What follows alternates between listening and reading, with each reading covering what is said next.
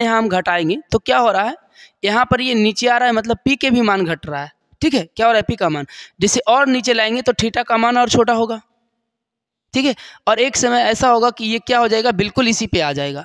तो एक चीज़ आप थोड़ा सा केयर कर रहे होंगे, हम लोग इसको कहते हैं एच, ये होता है हमारा पी और ये होता है हमारा बी।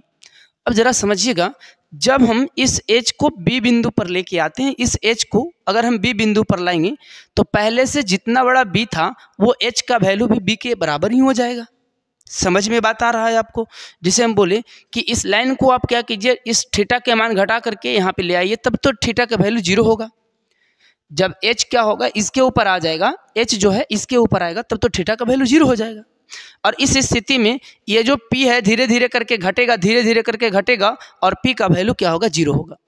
कहने का मतलब है कि जब हम थीटा का वैल्यू 0 कर देते हैं, ये थीटा का वैल्यू क्या कर देते हैं, 0 डिग्री, तो इस स्थिति में हमें ये जो P का वैल्यू है, P का वैल्यू क्या हो जाता है, 0। क्या होता है, 0। अब समझिएगा, ये जो H का वैल्यू है वो किसके बराबर होगा, तो BC के बराबर, क्योंकि ये H जो है BC के ऊपर आ जाएगा। तो यहाँ हमें पता चला कि ये जो H है वो किसके बराबर होगा, तो B के बराबर होगा।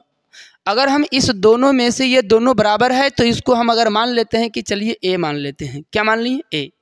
तो हमें अब जो पता चला है कि P का वैल्यू 0 हो गया, H और B यहाँ पे क्या हो गया, बराबर हो गया। हम लोग जानते क्या है कि साइन थीटा बराबर होता है फॉर्मूला में P/H। अब जरा सा देखिए कि P का वैल्यू ऊपरे क्या है, 0 है।